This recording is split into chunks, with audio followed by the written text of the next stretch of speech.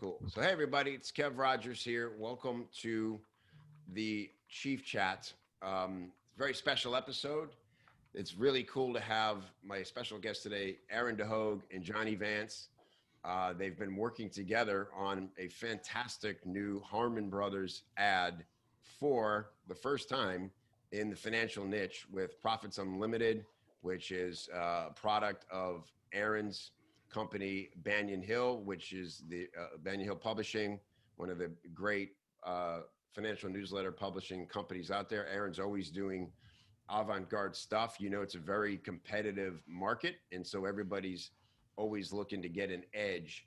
And I think Aaron took a bit of a risk, taking a very different approach to how to sell this, and couldn't have done it with anybody better, teaming up with Johnny.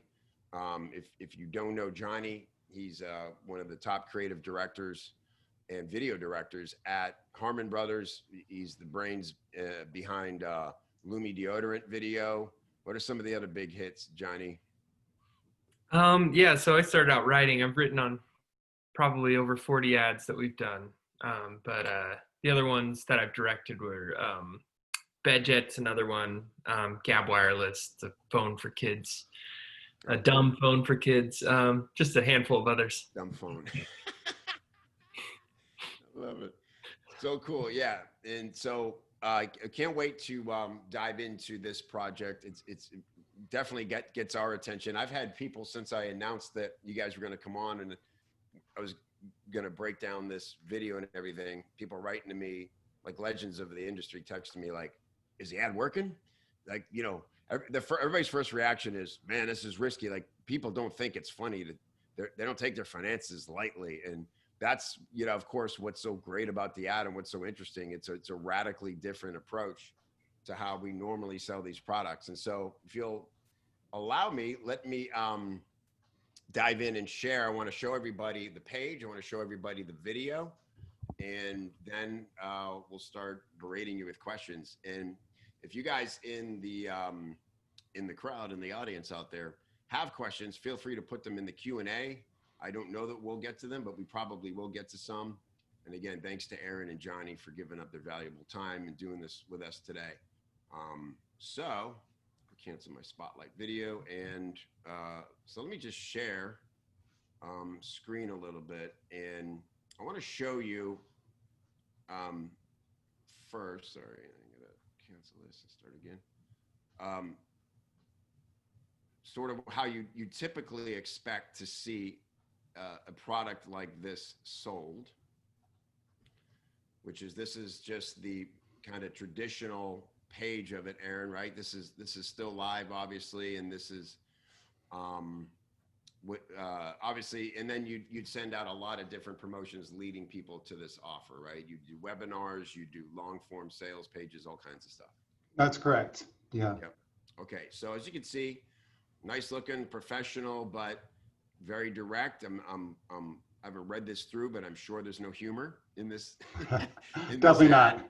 Because again, you know, this is the out of the box thinking that nobody's sitting back, you know, having a good laugh about their retirement funds and those sorts of things.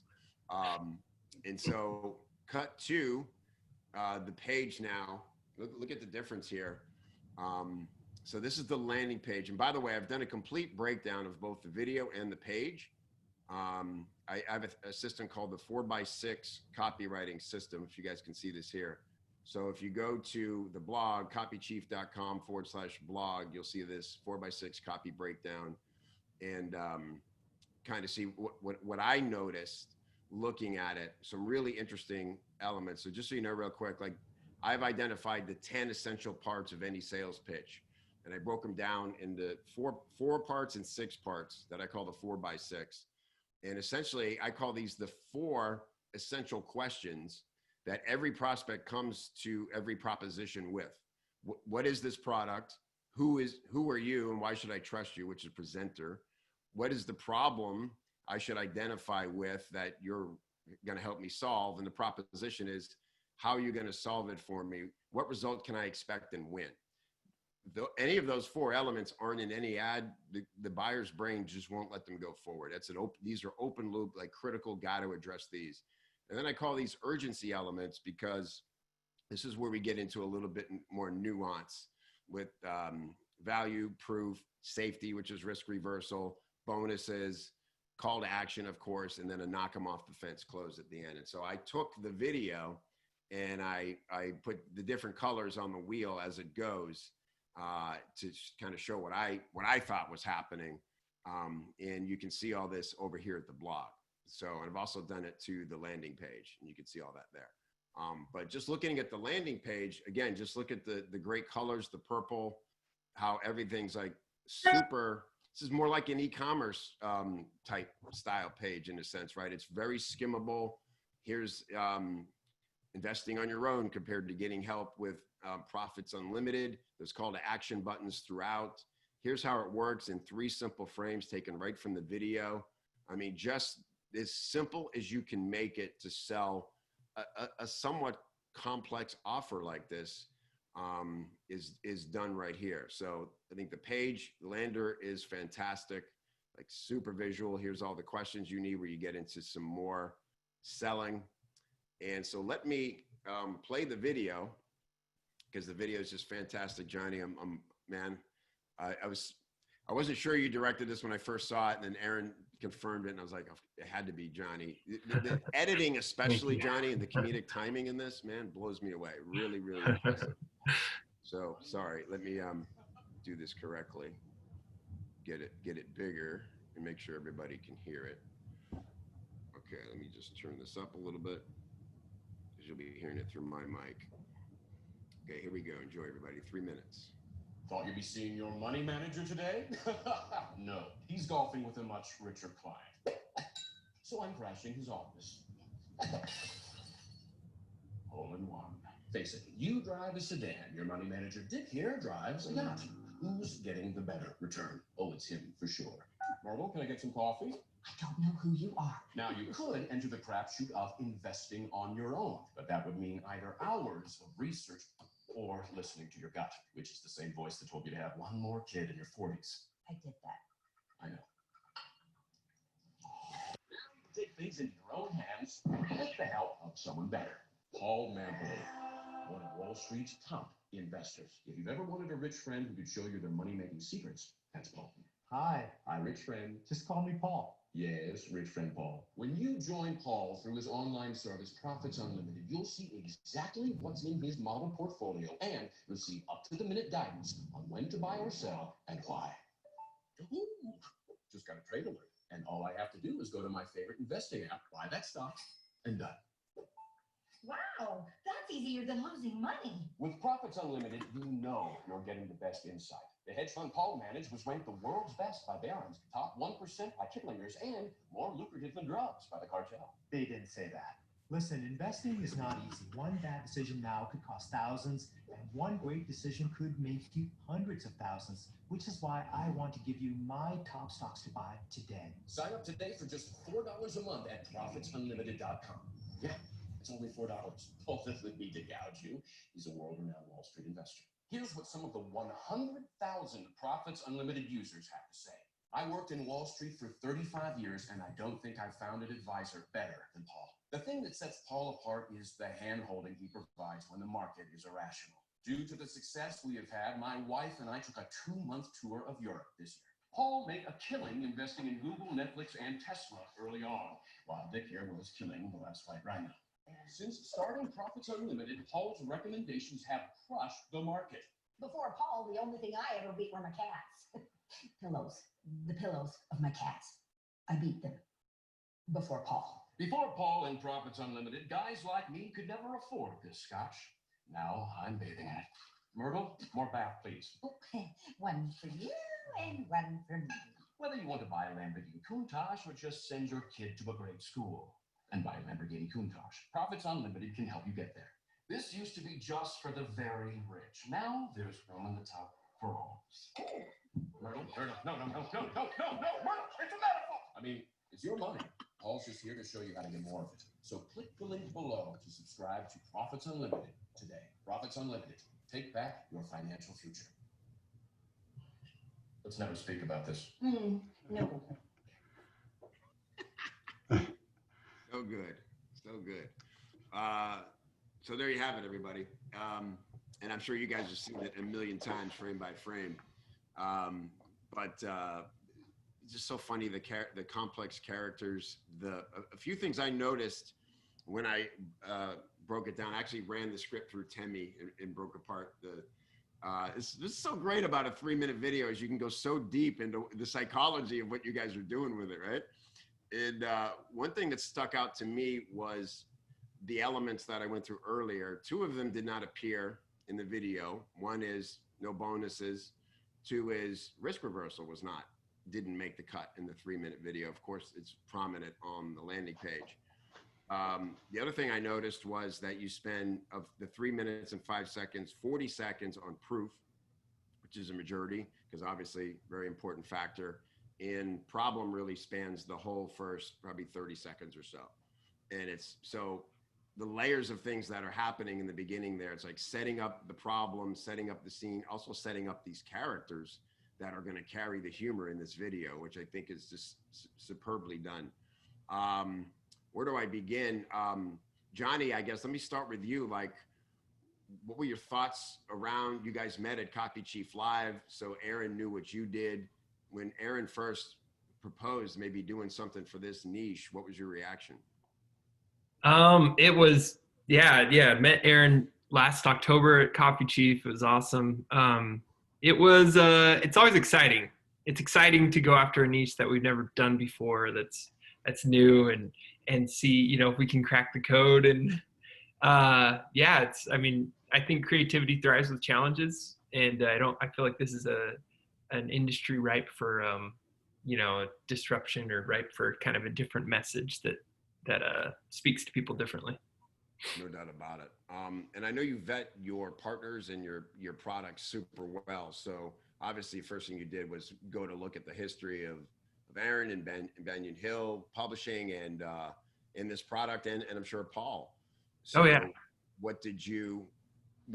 When did it start to click to you like, oh man, we can do something really cool here? Yeah, for me, it was just pouring through all the Google reviews. So I personally looked through hundreds of Google reviews just to see, is this for real? And it was incredible just how many people were, so in love with Paul and so trusting, and they're speaking to all the money that they'd been able to get, and it was much more of like a personal relationship is what I came away with. Like, this isn't an organization; it's like a one-on-one personal relationship with Paul Mampley and with Banyan Hill. And then we actually we use all our products that we do. We try them out first, and so a few of us on the team just invested using the tactics that Paul had taught, and we're all of us are up significantly. So it's like, what more proof could you kind of ask for that it works for us? It's nice when research makes you money. Right. I can't say that Squatty Potty research made me that much money. Right. Maybe save me some hospital bills down the road. Who knows? Aaron, from your side, obviously this was risky and different. And so for you, was it like, I got to do this? This is too exciting not to do? Or how did you get pushed back from your crew? Like, what was the process for you? Yeah, that's a great question. So we, at Banyan Hill, we've had so much growth since 2015. I think we've talked about it before. We've gone up more than tenfold. And we did that by being innovative. We kind of came to the market with new ways to present stuff, and it was exciting. But when you grow that fast, you start to become less innovative because you're trying to sustain it. You're trying to make sure everyone keeps having a great experience. Everything gets busy, and I think we lost some of that creativity, not bashing my own team. It's just we became very busy. And so when I went to your event, Copy Chief Live last year, one of the things on my mind was, how do we really disrupt this market? Because the promotions you were coming out with in 2019, so last year, the promotions you were coming out with just felt the same. And all my copywriters, again, they were trained great, but they all trained kind of from the same area. We were all in this box, so to speak, and we just couldn't really get outside of that box. Like, how do we get out of this box? And so one of the things I really wanted to do was something like the Dollar Shave Club commercial. I said, look, that worked for that industry, disrupted it, and it worked for this industry over here and this industry. But most of those industries were product related, like the Squatty Potty, right? And so I think when I heard Johnny Vance speak at your event last year, I was like, there's got to be a way for us to do this. So immediately after he presented, I walked right up to Johnny and said, look, we got to talk. We got to figure a way to do this. And he was game. And that was the start of it all, right? So lesson number one, you hear someone speak like that, just walk up and talk to them, right? But my biggest concern was I've seen them be able to sell products, but could they sell something like ours, which is more of a service? I think one of the things that really convinced me of it is when I saw one of their ads around Covenant Eyes. And that's actually quite controversial in a sense where it's a taboo topic, right? It's Covenant Eyes is a company that helps fight porn addiction. Right. And so people get this app and allows them to basically have an accountability partner to make sure they can fight porn. And they were able to start it off very funny and then just get real serious. And I saw that and I was like, okay, this is, I guess, ironically, something in our business, similar to our business, that they took something very, like that's a service, that's an online service that's somewhat complicated to explain and made it very simple and very fast. And so I was like, you know what, let's give this a shot. Let's see what they can do. A big thing for me has always been to go out on the limb. That's where the fruit is. Take a big chance, right? A podcast I always listen to is a guy named Craig Groeschel, and he always phrases it this way: add a zero to it. Whatever your goal is, add a zero to it. So if your goal is to be a $10 million company, how do you become a $100 million company? And he says that because things become clear, right? And I'm sitting there looking at Banyan Hill. I'm like, look, we became a $100 million company. How do we become a $1 billion company?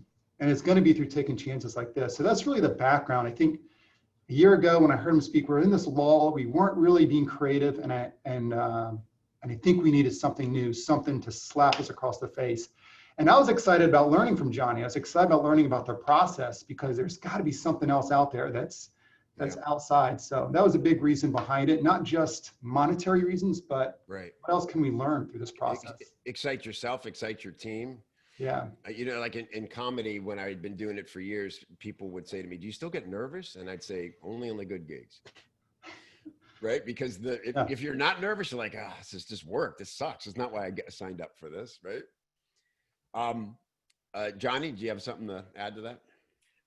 Well, yeah, I mean, I was going to say this experience was really unique for us just because Banyan Hill, I mean, these guys are copywriters. These guys are, that's their bread and butter. Yeah. And so it was really, I mean, we try and have our process is pretty collaborative, you know, the writing process and all of that. We do a writing retreat with the clients. And so it was pretty awesome to have, you know, these guys top of their game, copywriting, and just be able to bounce ideas back and forth and be able to hone this message to speak to you know, the customer that they know so well.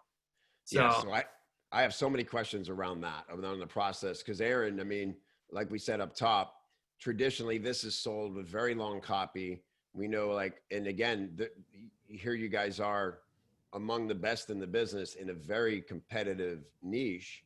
And so you guys are constantly having to try to outdo each other.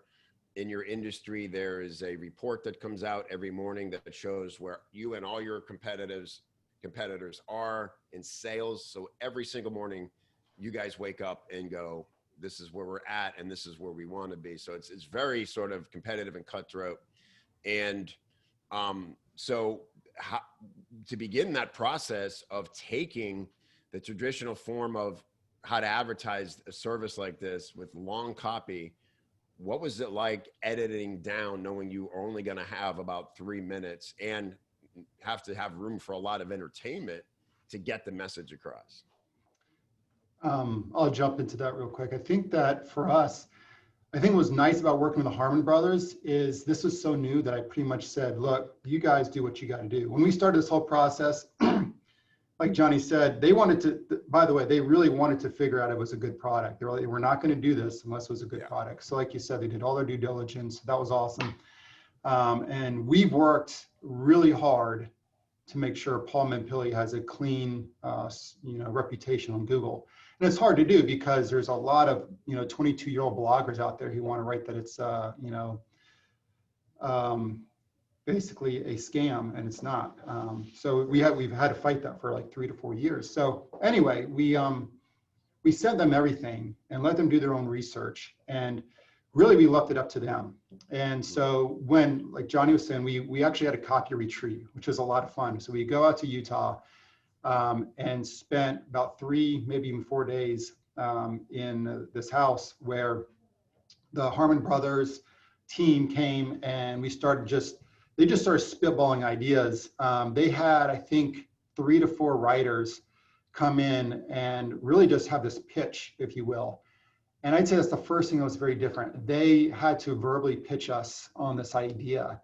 And that was something we weren't used to. And I love the concept because, and it comes from the Harmon Brothers. They got their, they started this business by, I think it's selling encyclopedias or something like that. They were selling something door to door, not encyclopedias, or some other object, I think.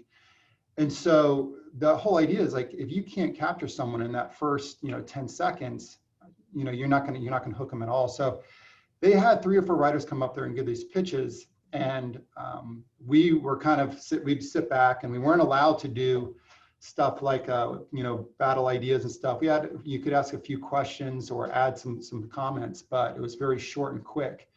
And then we broke off into 2 teams, and the Harmon Brothers team, and then our team, the copywriters, there was like 3 of us.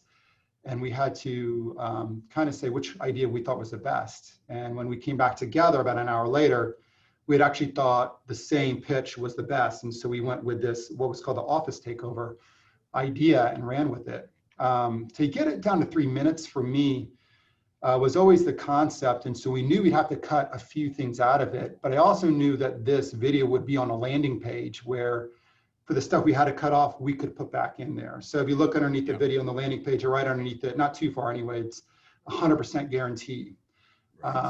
You have all the testimonials. We love testimonials. So you have people scrolling across, get all the testimonials. So I knew anything we had to take out, we could put there. And I really wanted to give it up to the Harmon Brothers to say, you guys do whatever you do best. I really didn't want my team to influence them too much.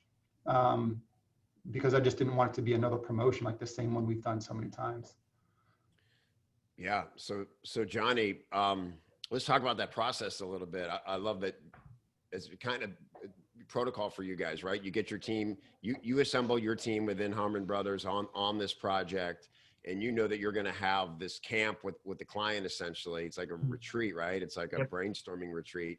And is that always the rule, to have two separate ideas? Like, you've whittled it down to 2 ideas that you feel strong about, and let the client choose? Yeah. So we'll have each of the writers bring their own kind of rough draft script. So it's not even a concept. It's more of it's as close, we want to have it require as little imagination as possible. So make it as concrete as possible.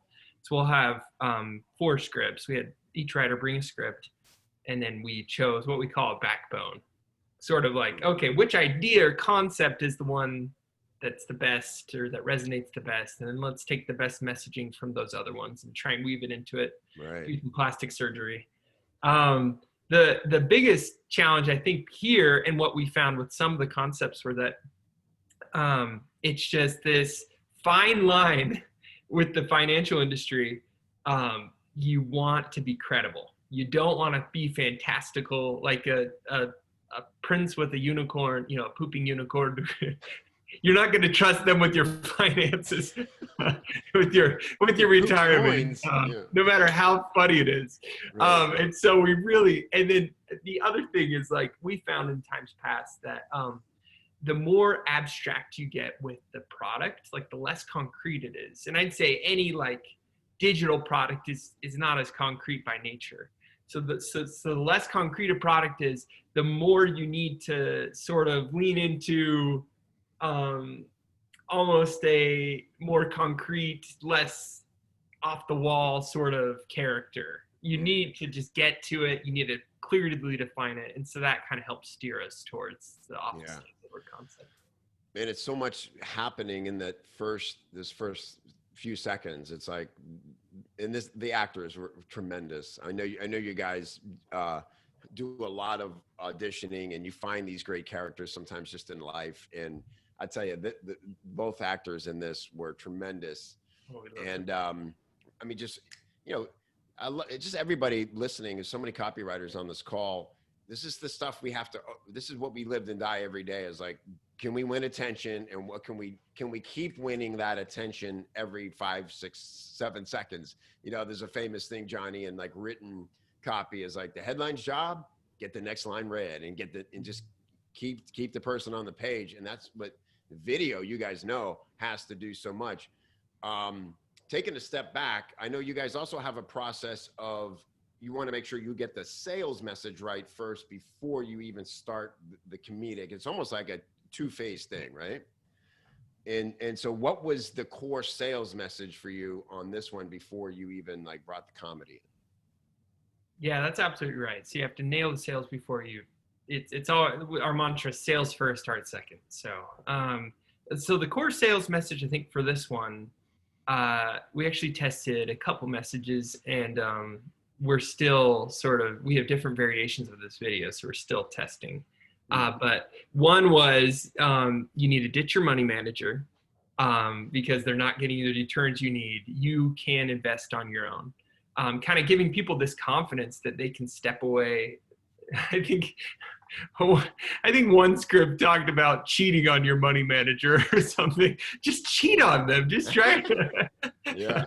We leaned a little bit away from that, I think, for a good reason. Then the other one is, the other message that we're testing is more of a tired of investing on your own message. So it's kind of a newer generation, people who aren't using money managers, but are just like sick and tired of not getting the results they want investing on their own. And then we have the through line of that throughout so they're guessing, they don't have guidance like they would get from Paul. Right. It's kind of speaking to two different sides of the market. And how do you test that? You actually do a video with sort of like just a bare bones, concept of, hey, are people responding to the simple idea of this even without all the entertainment?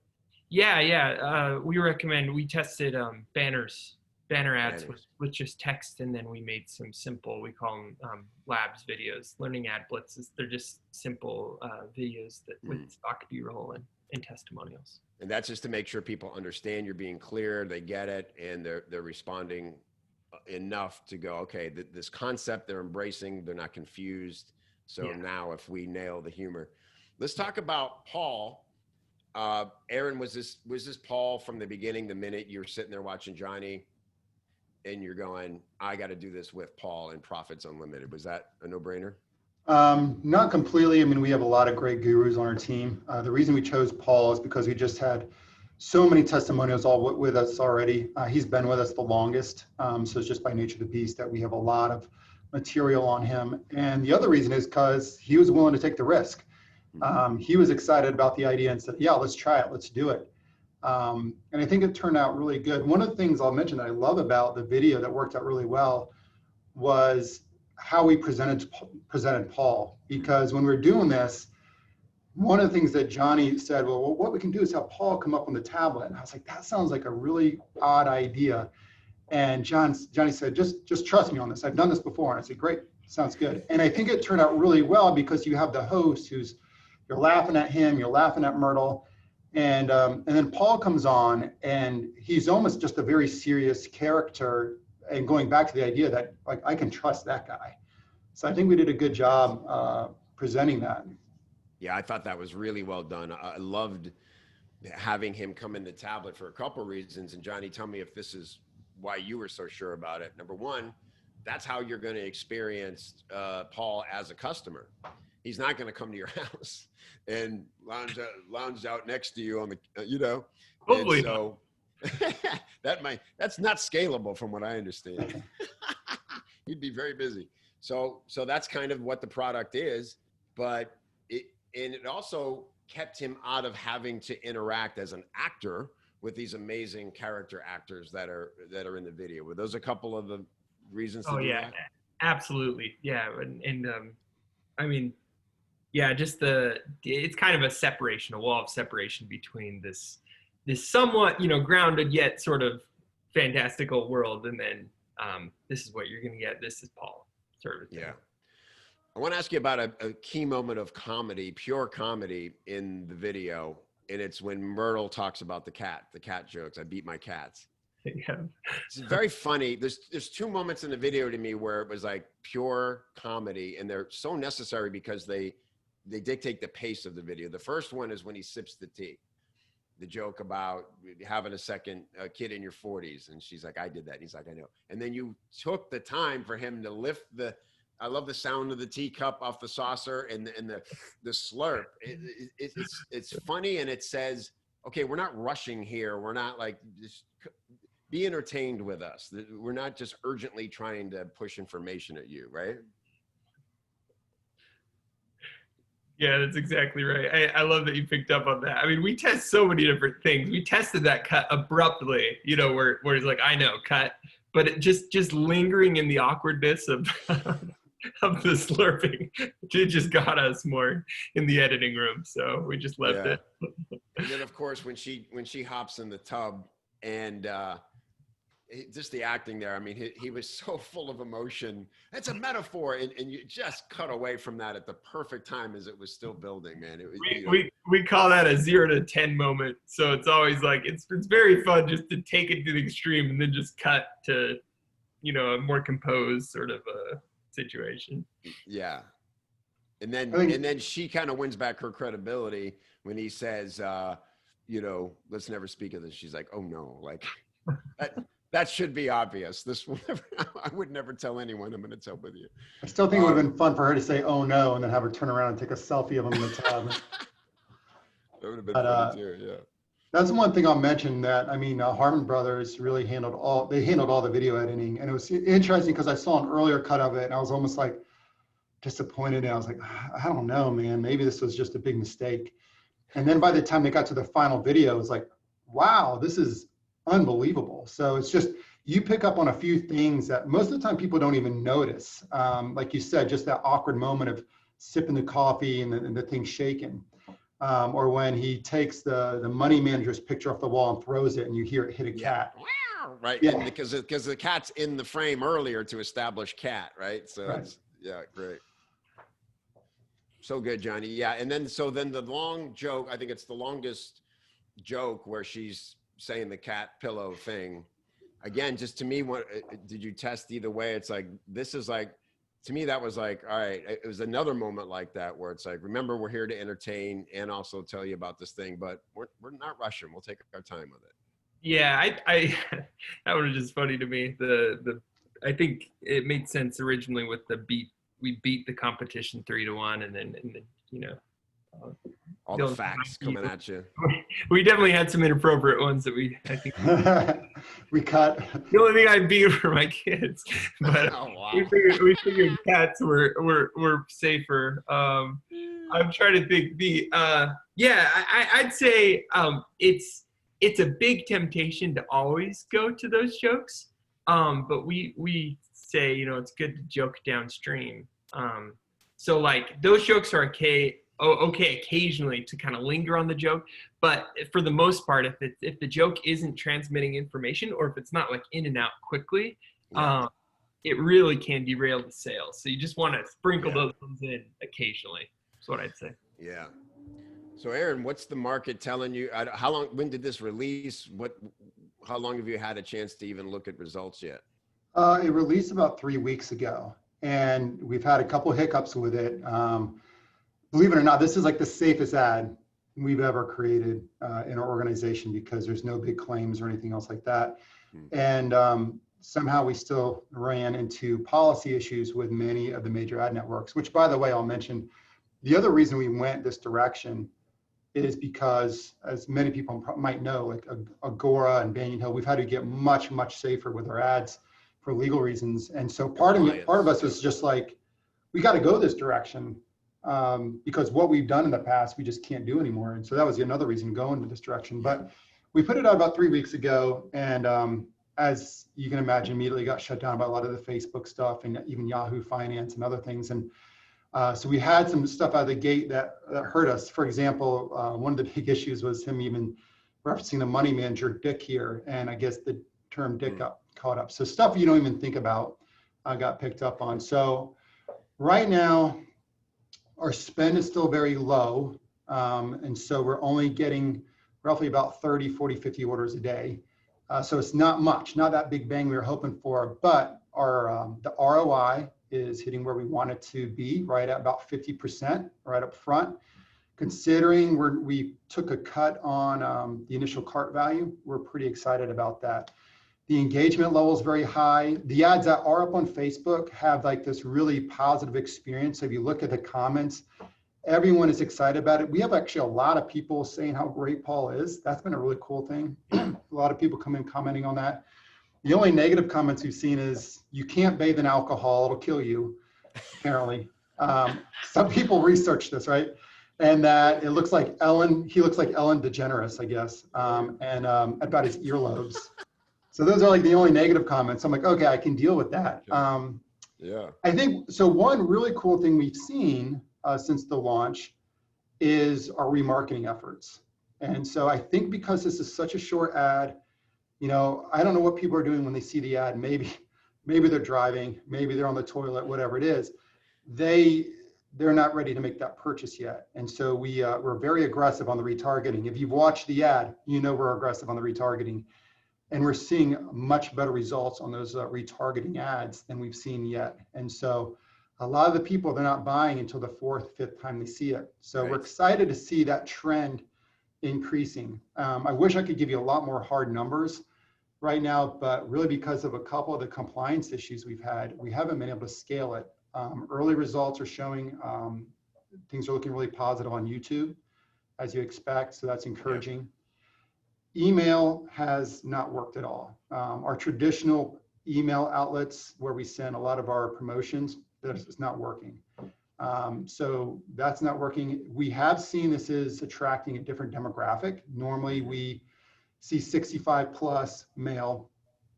Most of our buyers right now are between 25 and 40. So part of it's like, that's interesting. Is that a good thing or a bad thing? I don't know. I do know everybody in our industry has been trying to tap into that market for the last 40 years and have failed to do so. So this is the first ad I've seen that has really attracted that market. So that's exciting. Of course, the big question is, are they going to be good long-term buyers? I think they can be. And here's my logic behind it is because even though it's just funny, it's a very direct ad. You know, we're getting people who are investors who have either had frustrations investing with a money manager or frustrations investing on their own. So it's a very targeted ad to people who are trying to invest, trying to make money. I think there's a growing number of people millennials who are investing. The people are investing in their 30s more than they've ever invested before, thanks to stuff like, you know, Robinhood. Whether you like it or don't like it, Robinhood's big. People are trading. This whole crash in the market, people thought people would run out of the market. No, people ran into the market because they said, this is a great opportunity. So I know I'm belaboring the point a little bit, but I think for us, it's so exciting, and we're at the point we really want to spend more, but there's been some limitations for policy issues that have been limiting us. So my hope is I can follow up with you in another 3 weeks and say, yeah, this has really taken off for us now. Yeah, definitely check in with you on that. And it's interesting, a lot of questions about compliance, and like you said, kind of one of the safer ads, because if people don't know, you know, the traditional way of marketing a financial service, a newsletter like this, is a stock tipping service kind of a thing, is very aggressive, and sometimes, you know, a lot of fear tactics, and wherever the market is at the time, that zeitgeist, but it's often, you know, I know it was like a heyday when Obama was in office, because it was, you know, it was easy to fear. This market fears the Democratic administration and all these things. And so it's been really tough on this industry for the last few years, because people feel safer with Trump, and they don't have that natural urgency. Also, you know, the markets have been good. And of course, then there's all these new compliance issues that they seem to change daily sometimes on Facebook. And so everybody who was doing really well with Facebook ads basically had their accounts shut down, and you guys have had, like you said, Aaron, had to find a way to get creative. Johnny, how plugged in were you to all those issues in trying to consider all these things? And what were your expectations for this as a first test and where we are now? Yeah, so we actually did do some testing before we launched. Facebook didn't have a problem with it then, which is the most frustrating part, is when Facebook approves something and then some other robot on the team, of the thousands of employees, flags it. Admittedly, so I was involved primarily for some of that initial testing, but then we have our own optimization team and working closely with Aaron's team as well. And they've taken kind of the reins on testing variations after that and trying to battle Facebook with approvals. Yeah. So. Well, it's cool. I mean, look, either way, you guys you're breaking ground. You did the thing, Aaron, and I know everybody's waiting to see what's going to happen and immediately copycat and follow suit. And, you know, I mean, you guys have an exclusive, like, are you not allowed to work with the competitors? John? Oh yeah, we don't work with competitors. Yeah, I know you never do that anyway, right? So sorry, everybody. Aaron got here first, and they got a really great, funny ad. And so, like you said, even if it's a thing of chipping away, you're already reaching a demographic that has been traditionally very hard to reach with the old style of marketing in this. Man, it's been so cool. You guys mind a couple of questions from folks who are attending? That'd be great. All right, great. So Jimmy Parent's asking, what came first, the lander or the ad? Meaning, did you write the lander first, then the ad? I'm assuming the lander followed the ad, yeah? Correct. We wrote the whole ad came out. We saw the whole thing, and then really worked. We wrote Banyan Hill wrote the landing page. You did. We were able to take all the images from Harmon Brothers. They shared everything with us, so we really dovetailed them together. It was funny because the original version of this landing page that you're showing, I was actually horrified when I first saw it. I was like, I had my whole team. I was like, I called them all, guys, we got on a Zoom call. I was like, we've got to make this better. And we went through a bunch of other pages.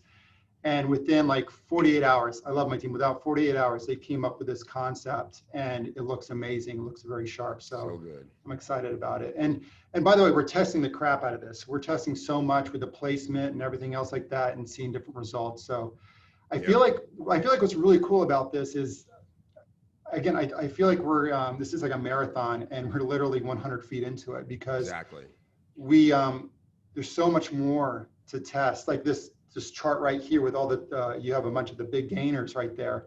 Yeah. You know, what happens if we put that up top? You know, is that going to get more interest or not? And so we've been playing a lot with that stuff and just seeing different results. Up top. Yeah. Yeah. Because this is the first thing I noticed, that wow, no guarantee in it, and I get why it's not there. It almost would feel weird in the context. It's almost like making people, oh shit, should I be concerned if they weren't a second ago? That's the thing with risk reversals, right?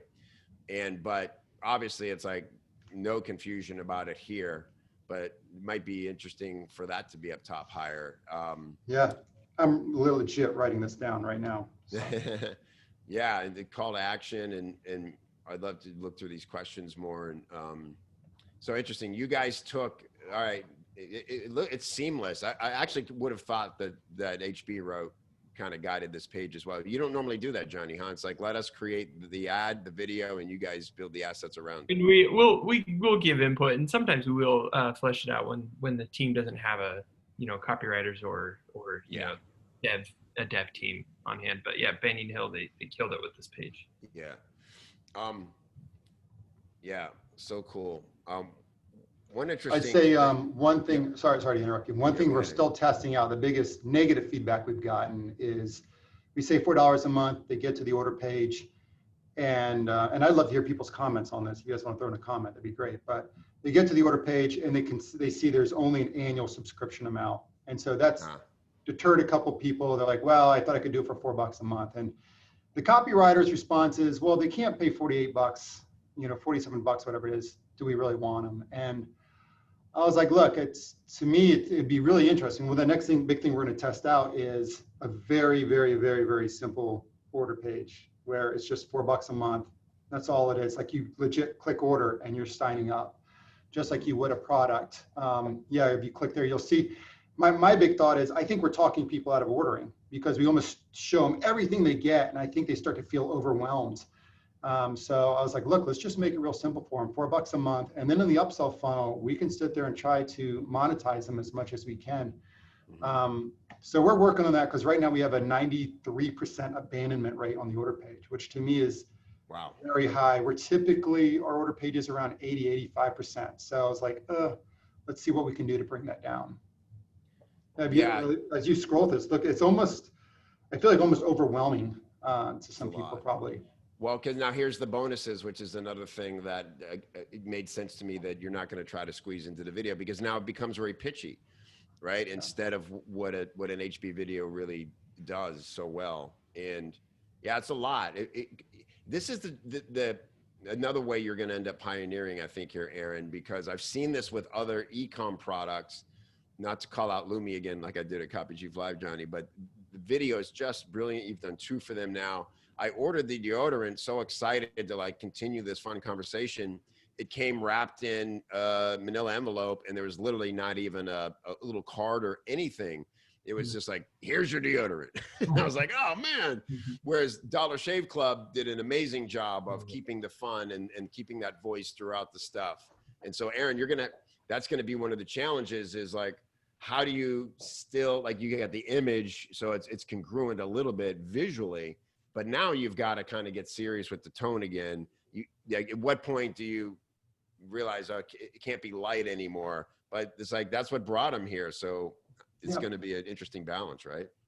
Yeah, exactly. We got to figure that out a little bit more. And I think, the upsell funnel, we definitely changed a lot of that, the copy and the upsell funnel and everything else. So it's all, again, I feel like we're 100 feet into a marathon right now. And so it's exciting for us.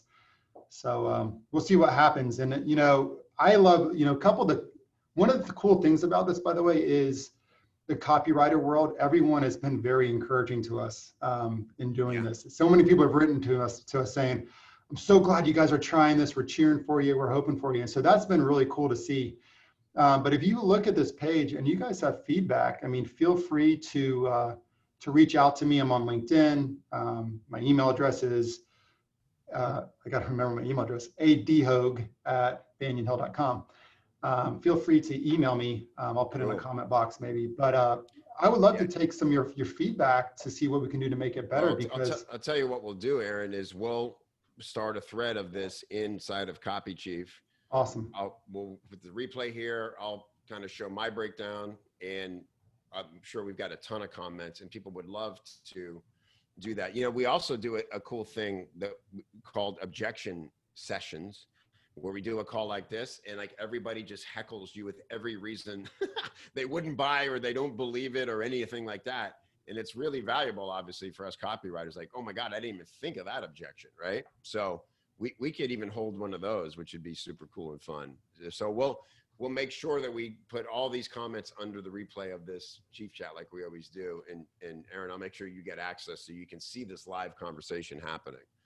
And there's some very high level copywriters on this call.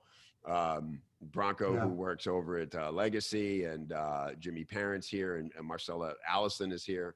So really cool that you're open to that feedback, Aaron, because again, like it's a great analogy, 100 feet into a marathon and you're breaking a lot of ground. And that means, things need to be fixed when you're breaking ground. Next is going to be, let's smooth the path, and that'll keep happening.